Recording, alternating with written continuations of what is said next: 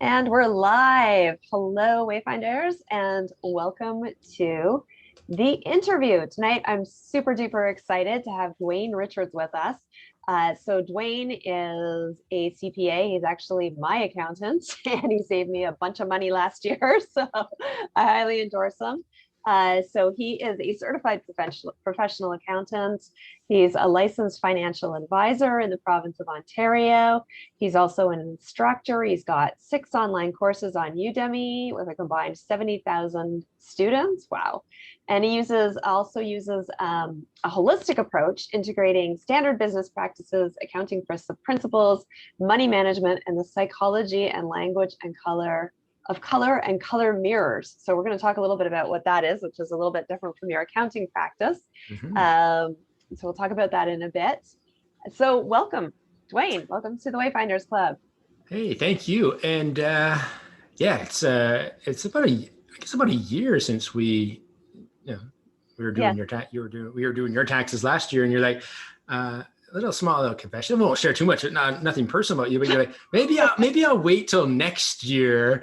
And I'm like, why would you wait till next year? You started your business last year, so it only makes sense to do it on your taxes. And that's what we're going to share with your group members tonight is like, don't wait. Someone messaged me today and she's like, I'm not really doing anything yet, so I'll get in contact with you once I've started. And I'm like, sooner the better, because I can tell you what expenses and what stuff you can keep. And there are certain expenses that can be, that you can claim before you launch as well. So it's sooner the better. Amazing. Okay, yeah. So I know, because there's a lot of that. It puts your money stuff in your face, right? When you look at it, and maybe you're like, ooh, I didn't make as much as I wanted, or I'm not making anything. And then you have to be like, okay, what am I doing? And then, but even if you're not making anything, you can still claim taxes, right? Yeah, and that's why I do these Thursday night meetups now. And it's really fun. I put it into a CPA group. So this is a group that has a lot of, but they have day jobs. They're not necessarily tax professionals. Not all CPAs are equal. Some people, like I worked in my corporate job for 18 years, drove back and forth to work, and I didn't know about having a side business for the tax write-offs. So I put in this, and then all of a sudden 30 people showed up to my meetup one night, and they're like, all this stuff sitting there is like, oh, wow, how come they didn't teach us this in school? So these are people with an accounting designation, and they still didn't learn about it in school. So what is the average, not average, but what is the everyday person, or you go to H&R Block, or you go to someone who don't tell you, because they don't ask you the questions. Right. Okay. So let's back up a little bit. Yeah. So you're a CPA. So tell us what you do.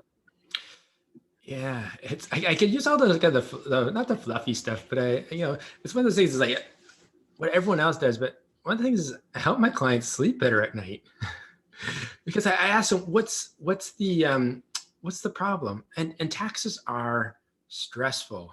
Like just doing your taxes, but you want someone that you know, like, and trust, because you don't want to because also there's a number of things when it comes to money. Money's emotional. And it's a challenge. So one of the things I do with my clients is, along with all the other stuff, but now we just start with taxes, because every year, surprise, surprise, every year you need to file a tax return. So we start with that because it's pretty straightforward. There's rules to follow, and we follow them. And it's not about being liberal with the rules, but we just say, for your information, there's a second set of rules available when you're a business owner. And being a business owner is also having a home-based business. So as an employee, you were an employee for a number of years, you were an employee, and you had this set of tax rules that applied to you. And then when you became a coach, you had this whole another set of tax rules that were available to you, but you didn't necessarily know about them. Right. So what I do is I fill the gap. Right. So because you know about them. because now So I we have, don't have to. I have over, it's a growing practice. My practice did double last year in a pandemic year. Mhm. It doubled because I'm 100% online. I like to meet my clients still, but you don't have to be in downtown Toronto to be my client. Mhm. Um, and I still have, there's still lots of capacity. I still have room for, it's always good to tell people, it's like, oh, you're so good, you're so busy, you must not have room for new clients. It's like, no, there's still room, because I'm now putting stuff into my practice to also make it scalable. And Mhm. that's what you're teaching your client. And we get into coaching and coaching people to be coaches. It's like, make yourself scalable. Otherwise you're just getting yourself another job Mhm. that doesn't pay very well. Right. So, okay. So let's talk about what sort of taxes do people need to put aside as an entrepreneur? Because I know that something that surprises people when they first start out is like, oh, in Canada, I'm talking about in Canada here, but in Canada, you have to pay your own income tax. You have to pay CPP, which is something that people don't really factor into, right? So we have all these things that we pay to the government that previously your employer would have been taking off your paycheck. So let's talk about what are the payments that entrepreneurs need to put aside. Yeah.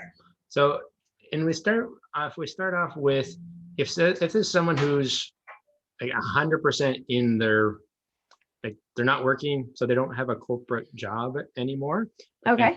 100% like you and I, we're 100% in our businesses now. So that means that there's no more, we're not taking any source deductions. So when I talk about source deductions, no one's paying EI for us. No one's paying Canada Pension Plan, CPP. No one's paying that for us. And we're not making regular income tax installments. So Jenna, there's, go back. So there's income tax. You don't have to claim EI. You don't have to pay EI because now you're not really eligible for it because you're self-employed. You can check the box to say you can enter into an agreement to actually remit EI on your own. So that if something were to, your business was interrupted and you're not able to work, you could, I don't really recommend it. It's better just to put the money to better use. And then, like you said, the big one is the Canada Pension Plan, because now you're both the employer and the employee. And it just went up this year. So now it's about 10.2% on the first $65,000. Okay. So on your first $65,000, plan to pay 10% or about $6,500. So one, as a really broad number, on your, say on your first $100,000 of earnings, set aside 30%. And that would probably cover So everything. that will cover income tax, and it will cover the, so 20% for income tax and 10% for the CPP. Okay. So And so just as a simple way, and guess what? If it's, I just did this with a client. So he has taxable earnings of about 97,000 taxable income, and his tax owed was 27,000. So he had already set aside about 30, and his taxes owed is 27. So he has $3,000 extra. I'm pretty sure most people will be okay if once you're done your taxes, you have $3,000 that you can then move over to your other bank account and you have extra money. It's better to have an extra $3,000 than be $3,000 short. Right. So good rule of thumb, 30%. 30%. What if you're earning less than that? What if you're doing like 50,000? Would you still set aside 30% just to be on the safe side and planning to grow? You could, so yes. So, as a good habit. Rather than to say, oh, I only take 20% off. And then, and that's why we're going to talk about HST soon too, because that's another one. So lots of people say, oh, but I'm only earning this much. And then things take off and then they forget to adjust. And then they're looking back and you're like, oh, I was super successful, which is great. But then you're like, oh, but now I had to pay tax that I didn't really plan for. Right. And then all of a sudden your win became kind of like a dark cloud on you. And you're like, well, you should be able to celebrate your success by just putting a little bit more money aside. Right. Okay. So 30% just as an ongoing thing. Every time you make a sale, put aside 30%, keep it in a savings account. Yeah. And then, yeah. Okay. And so let's talk HST. So in Ontario, because I know we have people watching the States, and I know that some people are like, what's HST? But most of the people watching this, I think, are going to be in Ontario. So in Ontario, We have H HST. yes. And when do you need to charge HST? How do you do that? Yeah, so everyone when everyone kind of seeks out advice from like their friends and their friends, their family, and their neighbors who aren't necessarily accountants, and they all went to the same. You all go to the same website. You go to Canada.ca and you look up HST, and it says, oh, unless you make more than $30,000, which is true, you don't need to charge HST. So everyone's like, oh, I'm not going to make more than $30,000, so I'm not going to set up for HST. And then I said, well, do you plan on? Maybe we had this conversation once. Mhm. Yeah. Do you plan on earning more than $30,000 in your business? And Right. Yeah. most cases, the answer is Yeah. yes, because you're like, Yeah. I want to do this full time, and specifically in Toronto or in I think pretty much anywhere in Ontario, no one's living on a $30,000 a year coaching practice full time. It's You very can't. challenging here. Yeah, for That's sure. that's a little bit above, maybe slightly above poverty. So then I said, well, use the law of attraction to say, well, set up your business. And if you're a solopreneur and a coaching practice, that's a business, and it can be, and specifically a home-based business, then set it up from the beginning. Right. So that you're already put things in place. Mm-hmm. So go get a second bank account. Okay. But that's a different. So let's finish with HST first. So Okay. just go set it up. So that it takes about 15 minutes. You can Yeah. do it online, and Yeah. what you get is and there's 2 steps. And if anyone needs to, they can message me, and I'll give you a contact at the end of the thing, and they can just message me or call me. And that's a thing that I do. I just help people do that piece because it's good to get it set up right from the beginning. Because if you have to pay someone to fix it up later, it costs you more money to fix up the mess. Right. It costs you next to no money to set it up right from the beginning. So 2 steps. You need a federal business number. Right. And it's free. You just go in and you set up the federal business number. Is it federal or is it local? Because I thought I got federal. mine from the city of Toronto. No, my so you business have to. Number. So it's different. So this is the federal number. So this is like and then so once you have that federal number, mine's like a 89 number, like it generally starts with an 8 number. But that's your federal business number. Okay. It doesn't have a name attached to it. It's a number. You put your name, and it can just be you. So you don't have to have a business name. It could just be Dwayne. In my case, it could just be Dwayne Richards. That's my number. Then there's a second step. You then have to decide which of the services you want to register that number for. The first one is sales tax. So if you're in the province of Ontario, you set it up for HST. If you're in Quebec, you would set it up for GST. If you're in the different provinces, you set it up to the corresponding provincial one. That's step number 1. If you also can, most people don't need it, but you can also set your business up for payroll. So if you're going to have employees, and then that's the number you use for same number, it just has a different extension on it. Same number you use for reporting payroll, for reporting CPP and EI and income tax withholding. Right. So there's 2 steps, and I made the mistake the first time. I went in and set up the number, and I went good, and then they're like, "Oh, I didn't get it. I didn't have an HST." Oh, it's 2 steps. You get the number, and then you also register it for HST. Oh, okay. Good to know. Yeah. And you you can just use Google. Just type in Revenue Canada HST, and it'll send you right to the website. Right. And I like that idea too. I like what you said about law of attraction, because it's kind of like, and it's the same with putting aside that 30%, right? Some people might be reluctant and think, oh, I'm only earning this much, right? and not putting the money aside. But when you do put the money aside, it really signals to the universe, like, I'm serious about this. And And there I'm is enough, right? It's saying like, there is enough that like the universe will provide, the universe will support me, you know?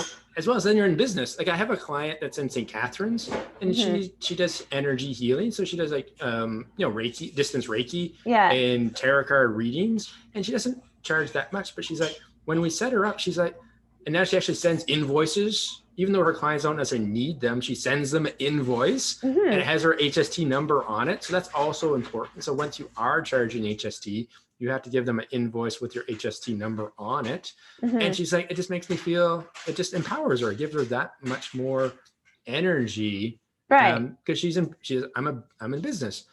Now, the other reason you want to do it is you have business expenses. Yes. And if I have business expenses, so if I go to Staples and I buy, say I bought a computer monitor, so I have a 24-inch monitor, costs a couple $100. They charge me HST. Because I'm registered for HST, I can claim the HST I paid on my business expenses, Ooh, and it's called an input tax credit, an nice. ITC. So when you see the form, it's like ITC, and you're like, what's an ITC? It's an input tax credit. So that's the expenses, taxes that you paid, including when you fill up your car with gas, Hmm. when you pay for your cell phone, mostly when you pay for your internet, Yeah. all incur marketing. If you or coaches, when you hire the high level coach, they're all going Hmm. to charge you HST because they're making more than $30,000 in their business if they're in Canada. Right. And last year, I actually got an HST, or even this year, I got an HST refund. Nice. They sent me money because I spent more in expenses because when I get paid as a financial advisor, my commissions aren't taxed. Right. So the bulk of my earnings were in commissions, but I still paid taxes on the business expenses. Also, if you're in Canada and if you have US clients, you don't have Yes. to charge. That's what I was going to ask. So I Yeah. have a new client that she just came on board. So she does marketing. So she actually invoices a US organization. She earned just over $100,000 in revenue, and she didn't pay any HST because she's billing a US organization and they're tax exempt. So again, Right. when you do the reporting, it's also a service that I offer my clients, is actually in addition to filing their taxes, I help them file their HST returns to make sure it gets done properly. Okay. And you said, so this client, but even if you're doing like, to direct to consumer, not to a business in the US, you don't charge them. You don't have to charge them HST. No, Okay. And then it's here's my based other on it's question. based on where they reside, but also Yeah. where the services are delivered from. So say I have a client, I'm in Ontario and I have a client in British Columbia.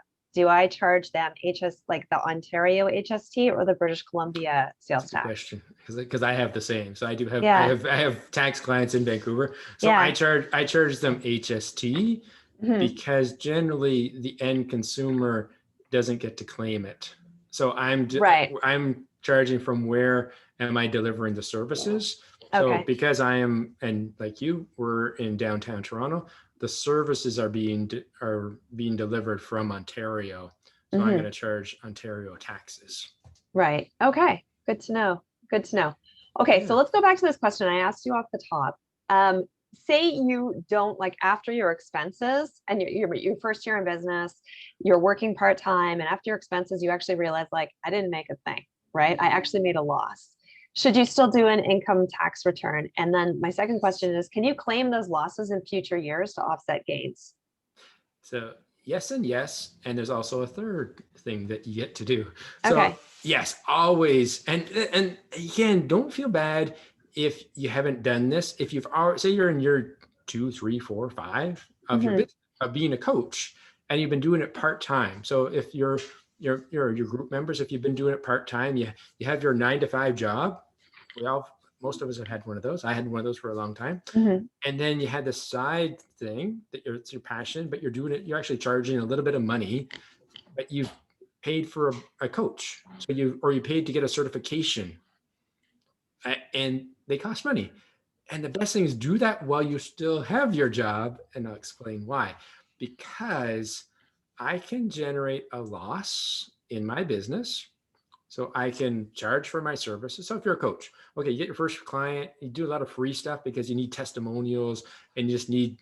Yeah, and you're learning, you're learning, falling on right? your face. You're like, I maybe don't you're say just charging minimum you, because you're you don't have afraid. to, but Yeah. generally that's where most people start. Yeah. But they had to pay.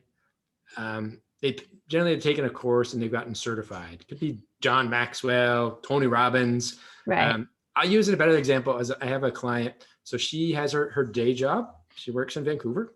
No one knows her. She works in Vancouver as her day job. And she does a network marketing business on the side, health and wellness business. So in that business, she earned about $1,000 worth of commissions for the year. Pretty good, right?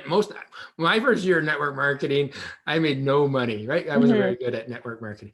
Anyway, so she earned $1,000, but she did a whole program with Tony Robbins and she spent close to $20,000. Right. So $1,000 less 20,000, right. Did a net loss in her home-based business of $19,000. We applied that because the home-based business, self-employment income, she's not incorporated.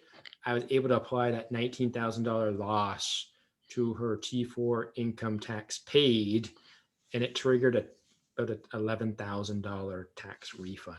Ka-ching! Nice. Thank you. I need to charge a percentage of my refund because I don't charge that much. I'll be honest. I'll be upfront with your visitors. Oh, he must be super expensive. Like that's amazing stuff. For a basic return like that, I charged her $200. Yeah, and it's totally worth it. That basic return. Totally worth it. And her return on her investment, plus it's tax deductible. Plus my fees are taxed. So the return on her investment, and we did that 2 years in a row. Like not the same expenses, but she did it again because and then this 2020 would be significantly less because most people didn't do the big programs because of COVID and just everyone was not traveling. So when we talk about things like that, and you're like, what was included? She wrote off the course, the travel, the airfare to get there, the hotel, the food, all tax deductible, and it's all tax deductible because she has a home-based business. I went to university. When I went to university, I could claim tuition, but you only get the tax credit. You only get the 15% on your tuition.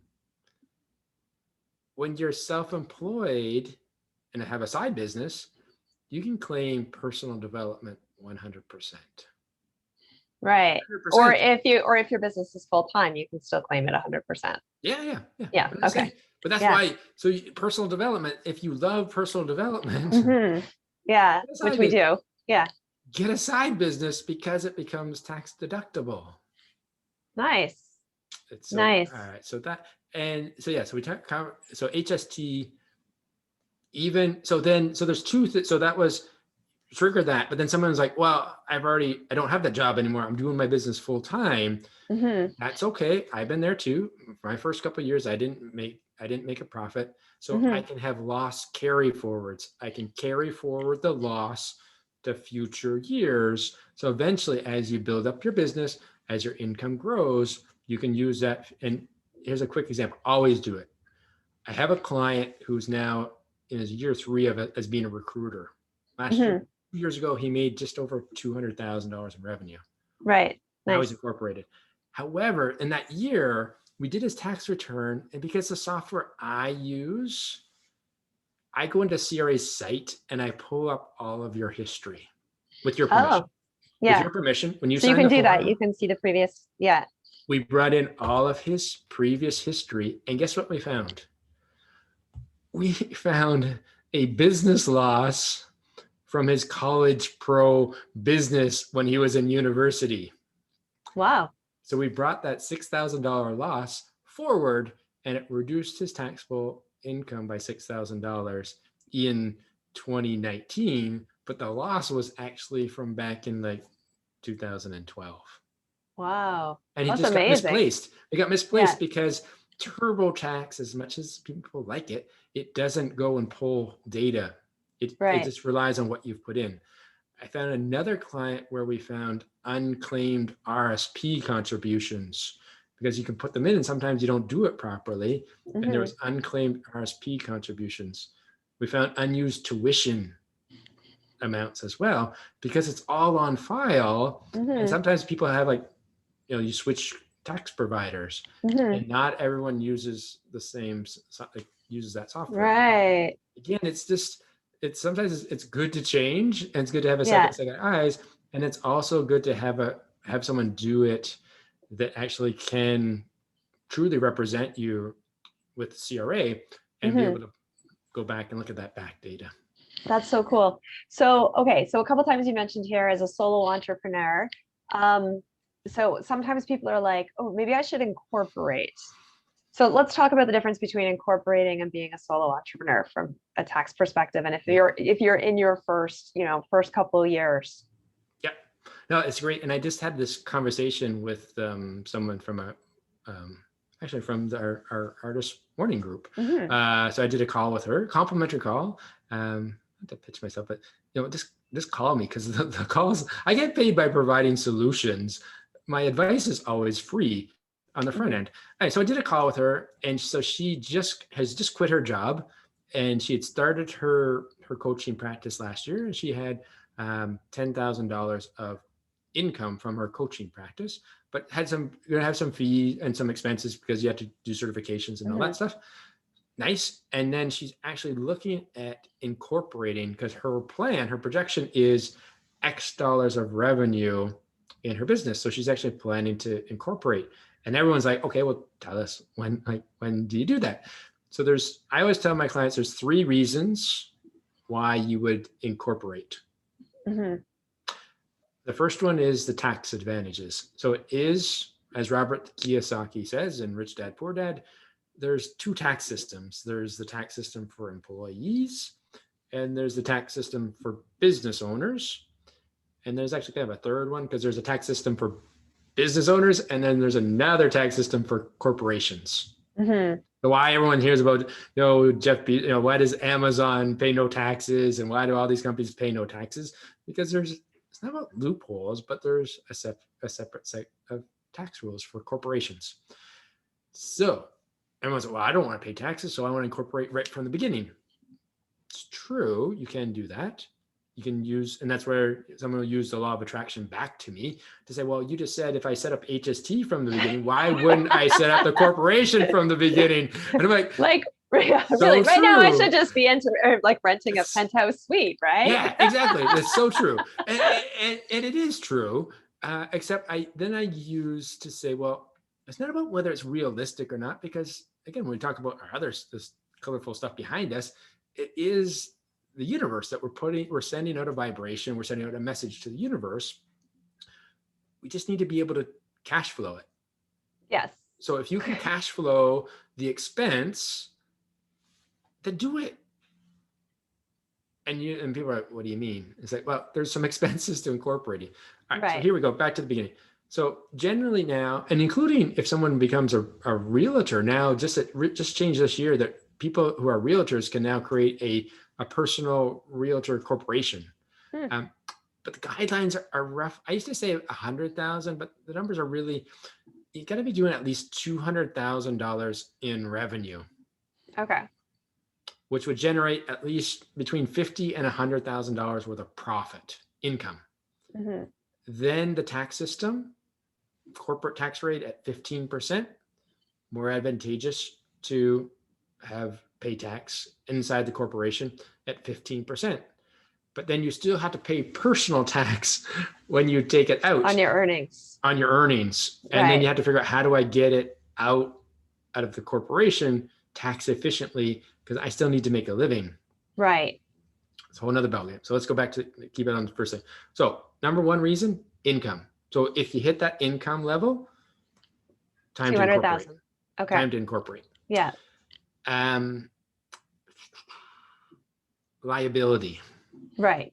So if there's a risk of you being sued, if you're a doctor, dentist, they're all either LLCs, limited liability Right. corporations or they're incorporated, because even though even myself as an accountant, I have E&O insurance, errors and omission insurance. So if I make a mistake, someone sues me, my insurance will pay for that. Mm-hmm. But so you have insurance, and even as a corporation, you have insurance, but you want to protect your personal assets. If I'm a solopreneur, it's the same if I get in a car accident. If someone sues me, they can come after my personal assets. And that's, if you have a corporation, you can limit your liability with a corporation. So if you think that some work that you're doing, there's a high risk that you're going to be sued, Mm-hmm. why not? But that's a good reason to be incorporated. The third one is also then, like if you're not just a sole person, if you want to have partners, then a corporation, you have a partnership, but a corporation, you can have multiple owners inside of a corporation, a little bit easier. Mm-hmm. The third one would be if you're doing work that requires you to be incorporated. And you're like, what do you mean? I have a client who's a nurse. And so she has the option to work for one of the healthcare organizations, where she goes out and does like up to Northern Ontario, goes to Newfoundland, went to the Yukon. So she can go on as a subcontractor. And in order to do that, she has to be her own personal corporation. And then she has to pay her own WSIB, her own workman's comp. So there's some extra costs, but if the extra compensation versus the tax. So it's just looking at weighing the different costs. So in that case, if she wants to do that job, if she wants to switch to be a subcontractor, she has to be incorporated. She doesn't do it as a solopreneur. Okay. So those are the three. People, revenue, someone's going to sue you, or if you're going to work for like a government agency or something, and they want you to be as part of the checklist. Right. Okay. All right. But most people starting out, I would say most light workers, most spiritual entrepreneurs, life coaches, and probably not. And especially in your first year. Especially if you still have a job, because if you still have a job, all of those tax advantages, the tax write-offs, the tax refunds, none of that gets to count if all your expenses go into the corporation. So here's an example. I have a client who's retired, and she was at, you may know her, not my client, but she was at an event with Laurel Langemeyer. So Laurel Langemeyer was one of the business gurus and the rainmaker. So she says, first step, everyone should incorporate. And I'm like, why? Why would you put a blanket umbrella statement like that? Like, you don't teach your clients, like, you have some stuff generically, but then there's stuff that you say, okay, based on the person. And I said, well, she's like, are you incorporated? I'm like, no, I will be someday, but not right now, because there's more tax advantages not to be.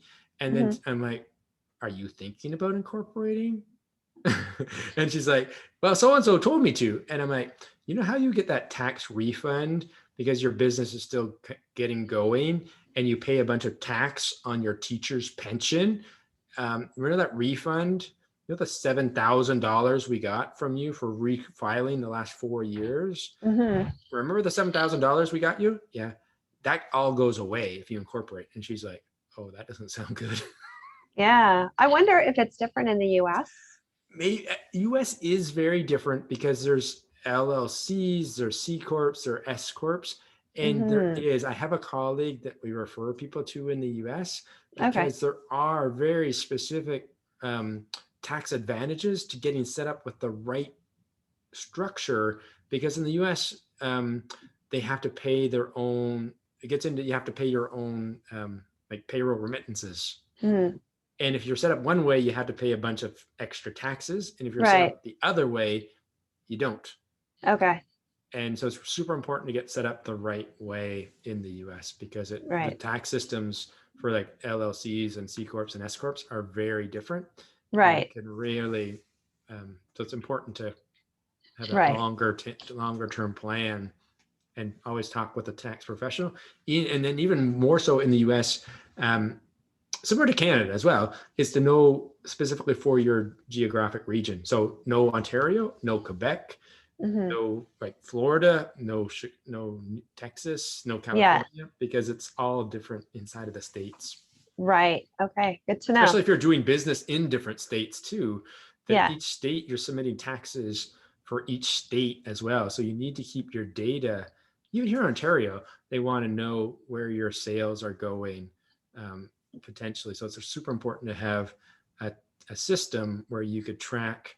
That's why we use QuickBooks Online, QBO, so that you can actually track your sales by where the customer is, so that you can report sales by geography if you need to. Oh, okay. So no way. So tracking not just your sales, but where your customers are located. Yeah. So if we go back to HST, because Mhm. HST, when I do my report, it's going to ask me what my total sales were. Mhm. And then I'm only claiming so much revenue. I'm only paying so much revenue on HST. And then if they audit me, they're going to say, well, why didn't you pay 13% of the big number? And I said, well, these of the big number, X number of clients are in the US, Mhm. X dollars was commission, and only Y dollars were income tax returns, HST applicable. Oh, okay. All right. And Okay. then one last thing on HST, Yeah. it's always good, Yeah. Yeah. is if you're in the kind of the therapist range of services. So if you're being like, I have clients who are psychotherapists and Mhm. doing therapeutic work. Therapy is not taxable, so you don't necessarily have to charge HST when you're doing therapy. This is like if you're a licensed therapeutic. therapist. Yeah, as a Okay. license. If you're under the I forgot what the designation is. Like it's the. I'm sure someone will. Is this like a psychotherapy designation? Okay. Yeah, or like a licensed therapist, like a therapy Yeah. Therapist Association of Canada or something. Right. So if you have one of those numbers, and I have a client that she does, this is a good example. So she does contract work for the city, but then she also has her own clients. Mhm. And those her own clients, she doesn't charge HST on because she has her certificate. And all you do is you just put that number on your invoice to say that's why you don't have to charge HST. Okay.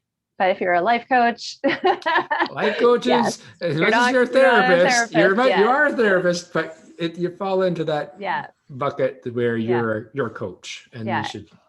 And then just do it right from the beginning. That's the other thing, because also now you have a book of clients, and now you got to start, because most times it's not tax deductible for them, like the service, right? But then sometimes you just say, well, show that, because if you're a coach, have your clients become businesses, right? So then like your services, so if you're services could be tax deductible to them. Because as much as you're a life coach, you're still kind of a business coach, and it's a little bit gray. But in the tax expenses, what are tax deductible, I can pay for professional fees, professional services. So if I have a business coach, then that's tax deductible. That's good to know. Okay, so I'm just going to plug my program right now. It's totally tax deductible. We'll plug both, right? We'll plug both. Program, it's totally tax deductible. You'll be able to deduct your monthly fees as a membership fee. And then they're like, well, how do I become a business? And then you say, well, I just had this guy on. His name was Dwayne. He's a CPA, and he'll show you how to set yourself up as a home-based business so that you can do that stuff that then makes.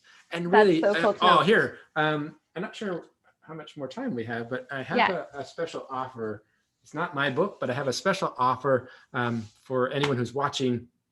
So a colleague of mine, his name is Doug Collins. He's not an accountant. He's a tax nerd, but he's actually a network marketer based in Halifax. And last March, during the pandemic, and he had a bunch of spare time sitting at home and outside of Halifax, he actually wrote this book. And it's, and guess what? If you're a coach, you're a home-based business. So it doesn't have to be network marketing, but it's a home-based business guide to write off almost anything. You'll keep more money once you know these tax secrets. So one special listener, and I'll let you pick a name or something, and we'll give them, and I can send out a copy. So you don't have to be in Toronto. We can send out a copy of the book to you.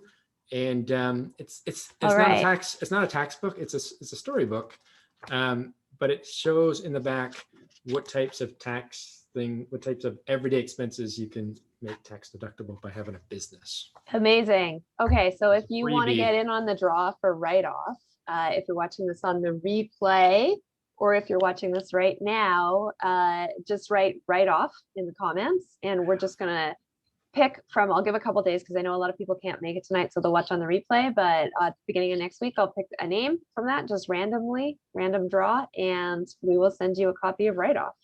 There we go. That's very cool. Okay, so speaking of write-off, so I don't want to be taking up too much more of your time, but what are some things you can write off from working from your home? Because we're all working from home these days. Working from home. So really quick, is there's two things, and you kind of have to pick one or the other. So if you still have people that are in their day job, you still have a day job, and you're working from home in your day job, and you also have your part-time coach on the side, and you have this home-based business, you kind of get one or the other. I was on a call a couple of weeks ago with because I get on calls with like tax experts, and it's just like, it's not worth the difference to get yourself red flagged for an audit. I always work with my clients. It's like, let's make it audit proof. And if somebody does call and say, you want to come today or tomorrow? Because I'm ready for you. So if you had work from home, Revenue Canada did announce up to the $400 tax credit for working from home. And it was $2 a day, or you can calculate the detailed method.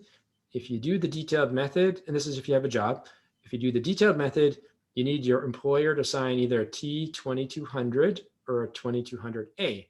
And what that says is, yes, you had to pay expenses for your job that weren't reimbursed. Right. Okay. Step one. If you're not working for someone, if you're full-time self-employed. Okay. Full-time self-employed, same calculation, only now I'm not limited to the $400 tax credit. It's not a tax credit, it's a tax deduction, because now I'm a business owner and it's a tax deduction. And now some are 100% tax deductible, and some it's a percentage. Right. So let's start with simple things. For example, your car. Now, again, for 2020, be conservative, because Revenue Canada is not dumb. They know that everyone was stuck at home and no one was driving anywhere to meet their clients. Right. So don't say you drove 20,000 kilometers and 80% of that was business, unless you can support it with a mileage log.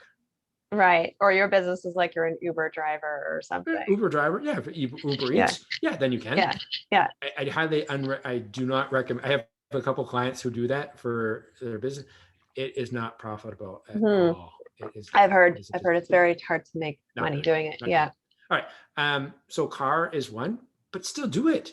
So, and guess what? If your car is a bit older, it's okay. If it's the first year of being in business, you can bring that car into the business and you can write off a portion. It's called it's CCA, which is the capital cost allowance. So you can say, what is it worth, or what was it worth? And I can write off a portion of that each year based on my business versus personal kilometers. Okay. I'm gonna make people's heads spin, because I'm gonna do it because it's gonna convince them that they should just like call me, and just my phone's ringing on my watch. Let me turn that off. Okay. It's like someone's calling me to get their taxes done. What's that drumming? All right. So home office. Home office is number 2. So if you pay rent, it's fantastic, because you pay a lot of rent. Downtown is expensive. You live downtown. Yeah. So I can now do a percentage of my square footage or a percentage of the rooms. Oh, okay. I live in a condo, so I work in what used to be the dining room is now designated 100% my office space. I had dining room, living room, kitchen, bedroom, 1/4. So I write off about 25% of our condo fees, property taxes, mortgage interest, mortgage payment. Not the payment, because the payment's principal, just the interest. Okay, just the interest. Okay. Because we're not in the US. In the US, you can, but not Okay. in Canada. Hydro, gas, if you have to pay gas, if you have a house. Don't include your internet in there, because why would you? Don't take your internet, because now you're taking your internet down to 25%. Don't do that. I bring the internet and your phone over as a business expense. So you can write them off. Because I can write off more. And more. So okay. I take my phone. My phone's right here. It's underneath the book. I'm like, where is my phone? So I take my phone, and to be conservative, I do with my clients, we take 50%. Wow. Because unless you have a designated phone line for your business, right.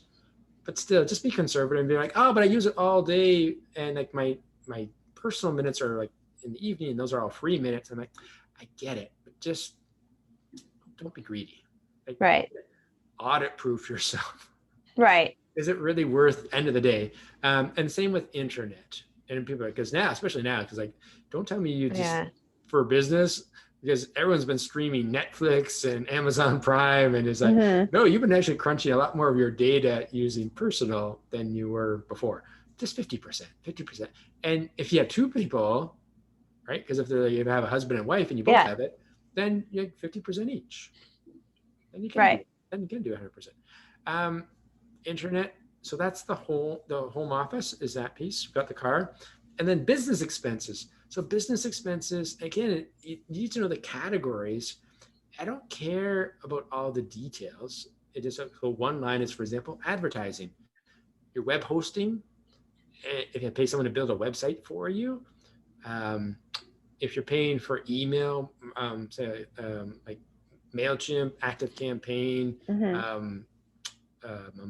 ClickFunnels. Aweber, any of those, And you can detail it out for your accountant and detail it out so the invoices, but when it goes onto the tax form, it all just gets lumped in as marketing and advertising. Right. Lump sum number.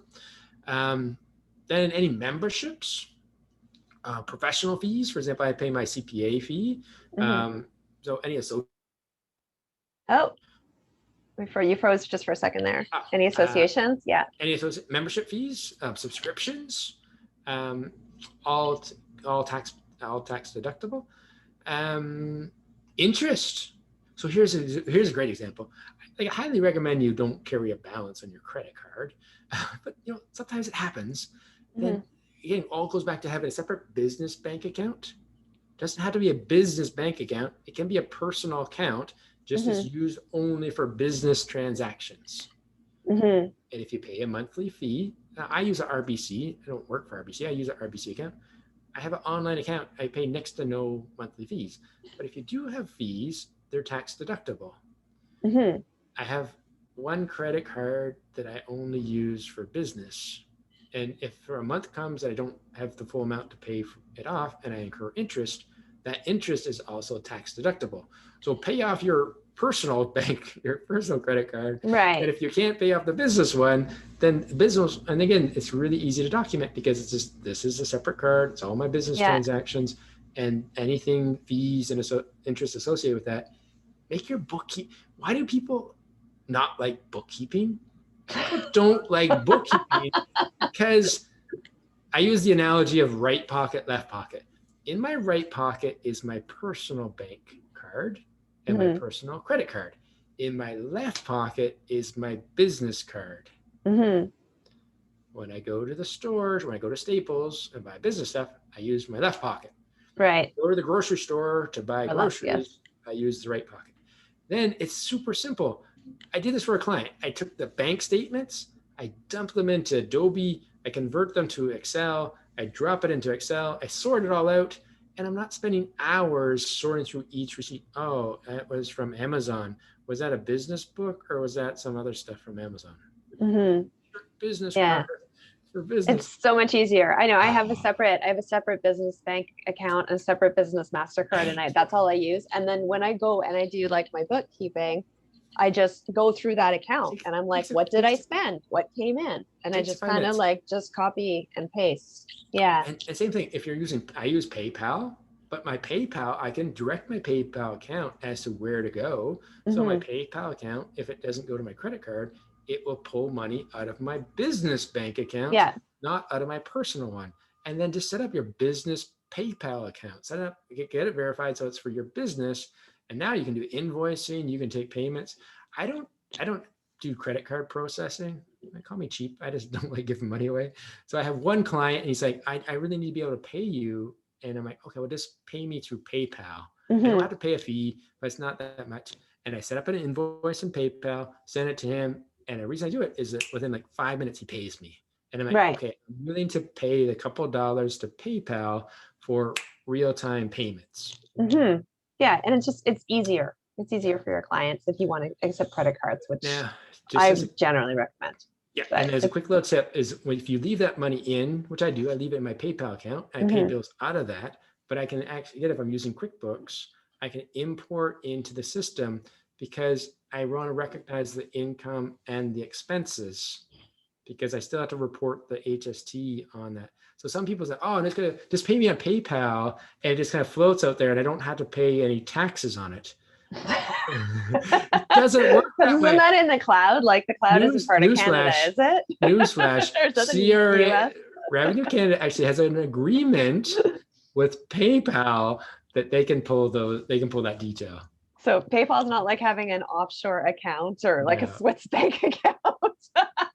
Neither Stripe. None of those guys are. Surprise, surprise. They're legitimate businesses. And then I'll just drop this one because I kind of made my friends a little annoyed the other day.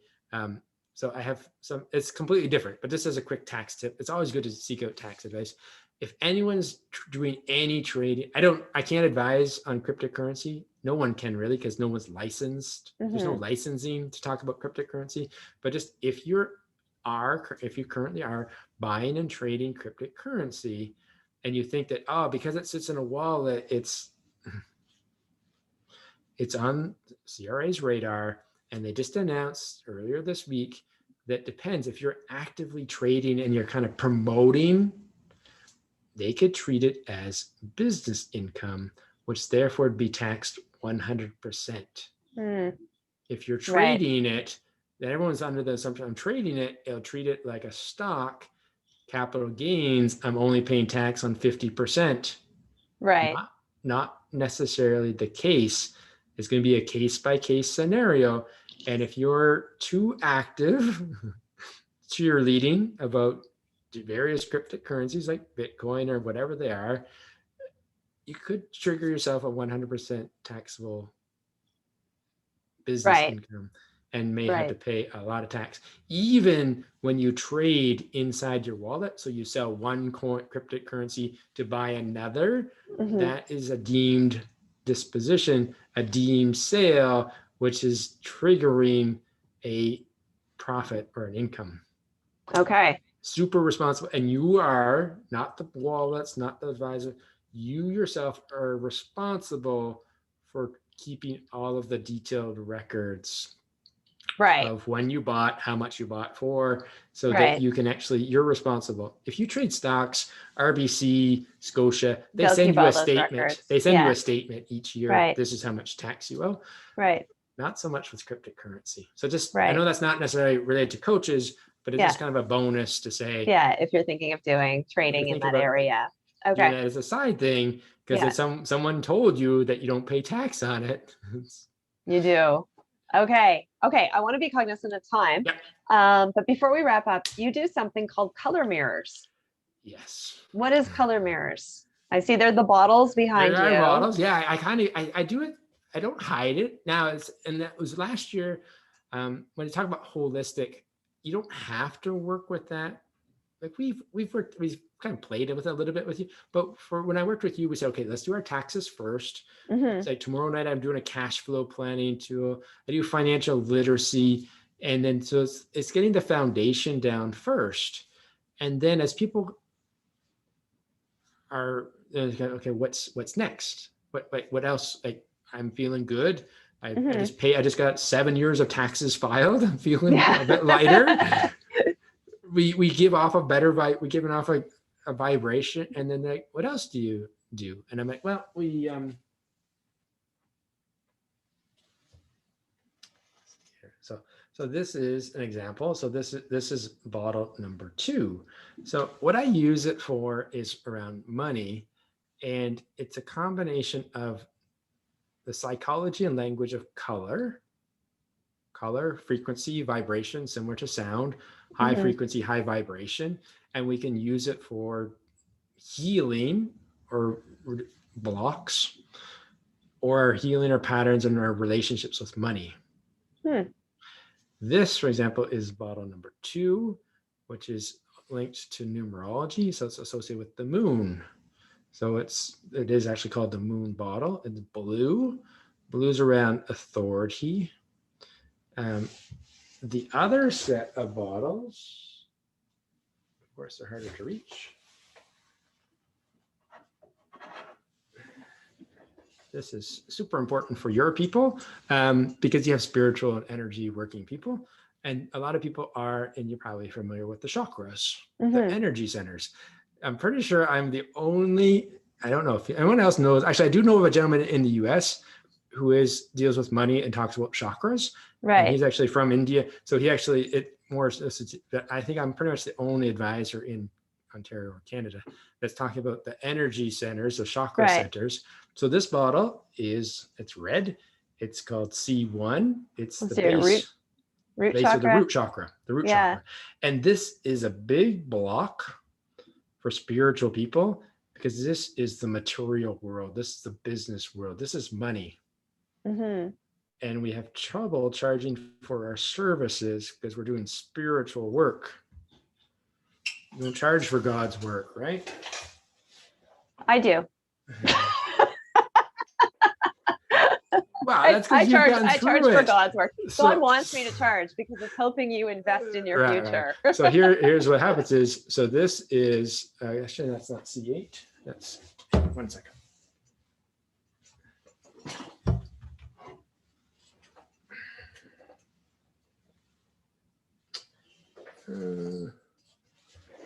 I have the shelf to make it easier, but I still have to reach over there. Okay, so this is C7, which is the crown chakra, violet. Spirituality is violet. Business world is red. So we're kind of here, and they're kind of like polar opposites, right? Yeah. So what we end up doing, and this is where my mentor comes in, her name's Moira Bush. And then we bring this guy in. And this is called Metatron, Archangel Metatron, and it is magenta. Combination of the two. Magenta is 3 parts red and 1 part violet. So what do you do with these bottles? Like, is it? Beautiful. Thank you for asking. So these bottles are bathing bottles. So you just undo the top. There's a smell, a fragrance, and it's water and oil. Okay. And then you just pour it into the bathtub. Oh, okay. And you soak in it. So this is coming from, I spent 18 years in corporate accounting. I was a corporate accountant and I have a degree in mathematics, very analytical. And now we're talking about bath essences. Yes. It will crack you open. Okay. In a good way. So because of years and years of putting layers, like coats of paint on our hearts, protecting, we're got a really hard shell or a really hard nut to crack. Sometimes we just need a little bit of help to get started. Okay. So they're like essential oils, kind of infused oils. So they are, and they do have that. So they have essential oils in them because that's what the fragrance and the energy. They come from South Africa. So it's we were actually there a couple of years ago. I've met her several times. Her name is Melissa Jolly. So it's a combination of color, the oil, and the water infused with energy. Reiki infused, Ho'oponopono infused, and it's just like shaman type infusion. And then these ones are spray essences, and the way it works is you spray it on your hand. You can spray it in the air, It's similar to diffusing. And then like money sticks to you. You put it on and then you walk down the but street and just like money just like money just sticks to your falls. It just flows. face. Like, I'll check my bank account. Let me just check my email. I probably have like an e-transfer coming in from a client right now. All right. Right. So then because it has a high, the essences have a high alcohol as the carrying. So you just rub it out. Otherwise you kind of get this really strong nose full of rubbing alcohol. That doesn't Right. Okay. You rub it out and it just and just take like 3 deep breaths. And it instant shifts. Instant shifts because it just goes right into you. Right. And similar to when you bathe in it, it just goes in, absorbs into the cells. Okay. In a good way. It's not toxic. Or it just kind of sticks on you. It's pretty cool. And it feels nice. And then if you're doing meditation, so like when I do my meditation in the morning, I have essences related to which number. So I'm in a I thought it was a 2-year, but I'm actually in a 11-year. So March 12th for 2021 is a 11-year master year. So I take 11 and then I can reduce it down to 2. So this is my 1 bottle for this year. Metatron is my, actually, he's actually my, and so we use that with clients. So, Dan Millman's book, Live the Life You Were Born to Live, all based on numerology, how you do health, how you do wealth, and how you do relationships, including relationship with money. So we can use that to have a look inside because it's just math. It's pure calculation. So that's the fun part about it. And it's a guide. It doesn't have to, it's not like, oh, this is destiny. It says this is my future. No, it's just a guide. And generally what happens is when you say it and you just ask questions and people are like, oh, how did you know? It's like, I don't know. You told me. You picked a bottle. And the other part is the other ones is you can just say, what are you feeling? What's the, like, what questions you have? What question do you have? And then just pick a number. And that's the last one, is that 2 years ago, they released this book and it's called Color. It's The Wisdom of Color. It's really thick. So every bottle in the system, there's like 120 some bottles in the system. So as a thank you for you, pick a number between 1 and 86. Oh my goodness. Best way is demo it. You got to do like show and tell. So 68. 68. Okay. Thank you for picking a hard number. You're welcome. I just have to do some math because there's kind of 3. So you said 68? Yeah. Okay. So there's 36 bottles in the first set. So minus 36. And then there's 15 chakra bottles minus that. 17. So you're G17. So what there's 36 bottles, which was original 36. Then there's 15 chakra bottles. And then how do you get 15? Yeah, but C1 through to C8. So C8 is actually the star or the higher crown. Okay. And then there's C9 through C15, which are the 5D, the next version of the chakras, moving from three dimension to the 5th dimension. Okay.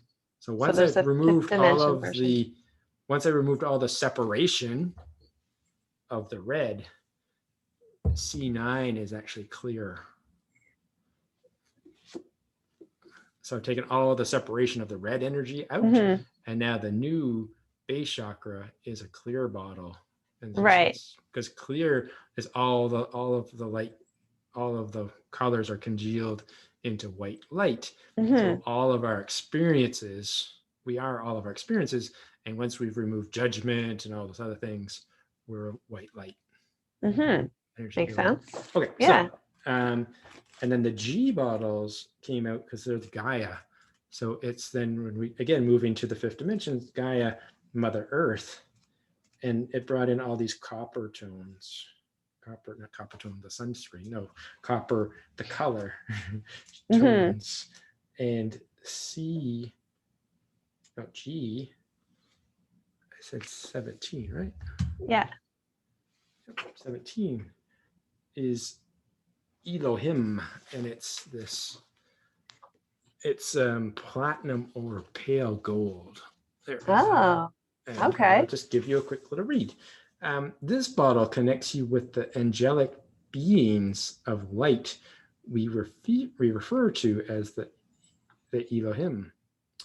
As their light becomes available to you and through you, begin to communicate with the divine authority and love so that all are touched by what you say, what you do, and most of all, who you are. Ooh. This bottle helps you know beyond any doubt that everything is perfect, including you. It is time to recognize the gold within you as an absolute fact. Gold is authenticity. You are precious, you are wise, and you are powerful. One of your creative abilities is the vast blessings of the Elohim. Prepare for a special time of ease and lightness of being. Nice. That's pretty pick. And they're I'm all like that. down So with don't think that. there's no bad models in the system. It's just like you are black and you are going to die. no. Because so what happens is so many people think that. I know you're not doing it. Like you, so even there's no black because you can't make black, but there actually is a bottle that's really deep magenta, really deep magenta, and it looks black, and it's G8. Cool. And I'll just show you as a quick thing, and then we can probably go. So it's called Illumination, and it's black. But this bottle is the darkest of the entire range. It supports you as you go into the heart of the darkness in your subconscious and begin to feel the warmth and depth of the love that exists there. Beautiful. This is the seat of all potential. It is the moment when sleep finally overtakes you, the void, the place of dreams. This bottle is called Illumination, and it is only by going into the darkness and embracing it that you have the potential to step into the light. Ain't that the truth? Only when we go into the darkness. And without the darkness, we can't see the light. There is no light. Exactly. We need both. We need both. All right, there we go. So Okay. That's just a little way cool. Little fun thing, just as a thank, and not just as a thank you, but as a thank you for letting me come on and share my knowledge with your people. This has been really, really valuable. So you do a million things. You have Facebook group or Facebook groups. Just taxes. I don't do a million things. No, just so when people ask me like, what do you do? I said, now, because I used to do that. I said, I do insurance, I do color mirrors, I do podcasting, I do all this stuff. And I'm like, no one came knocking because they're like, oh, it can't be that good if you like, how can you, if you do everything, you do nothing. If everyone's a client, no one's a client. So last year I just said, just taxes to start. Right. The front door to knock taxes on the door. And color mirrors. Yeah, but to knock on the front door, knock. Taxes. Once you're in the door, and I recommend this for any of your coaching clients, you have multiple modalities. I have a client, she has like 20 different modalities. She's a hypnotist and this and that. She does all these things. I'm like, just one shingle on the front door. Right. And once then people come in through the door, and they're like, hey, we also got this. Wow. It's an amusement park. Right. But you attract one big attraction to get you into the amusement park. And then once you're in. Right. So just taxes. So how can people find you? Yep. So I do have a tax only group, which makes it super easy for people to get invited into because they may not be quite ready to be enlightened or to go on their spiritual journey. And they just really want help with taxes.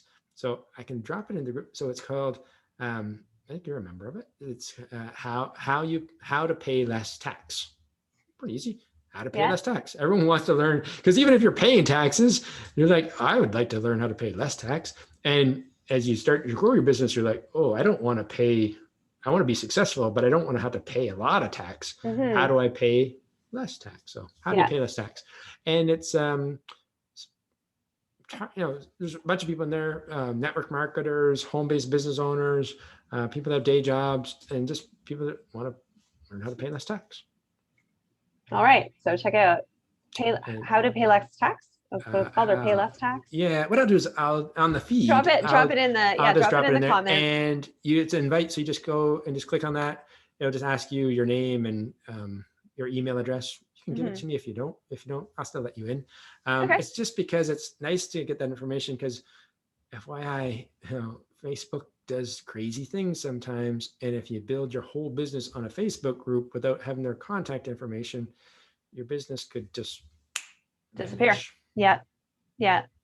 Okay. Or people can find you on Facebook. They can find you through Messenger. You can connect with me and I can connect you guys. Yeah. And I'm super approachable.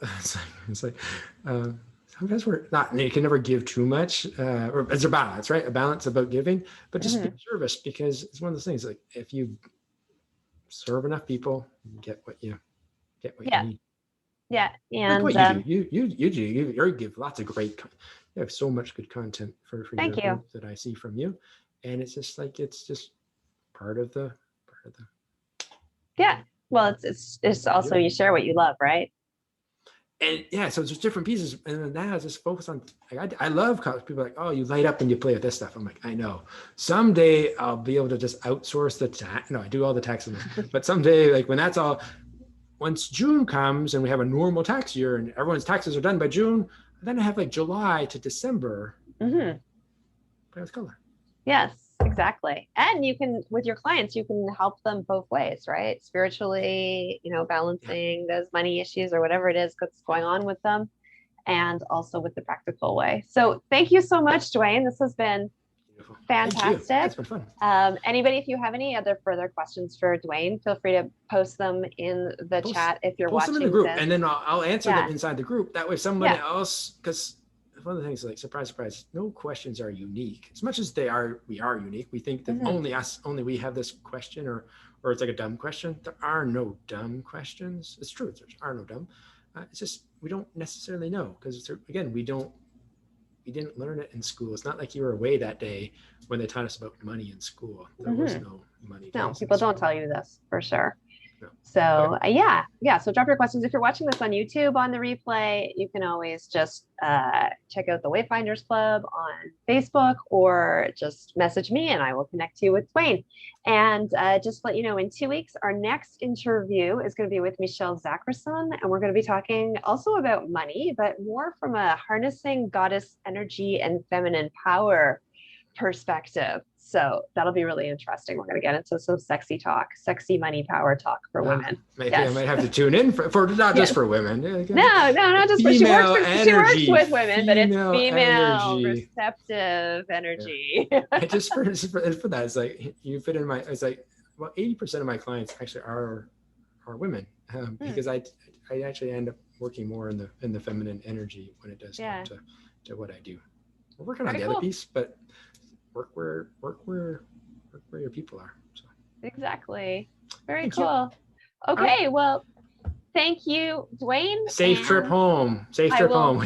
Yes, safe trip home. And I will get you my tax information sometime. Soon. I do have. Did I send you that link? I sent out the link because we're using TaxDome now. So TaxDome is the new workful software. So okay, I'm just going to stop the live stream before we get into it. Don't worry, we're not going to give guys. your SIN number. See you soon. Don't worry, we're not going to give your SIN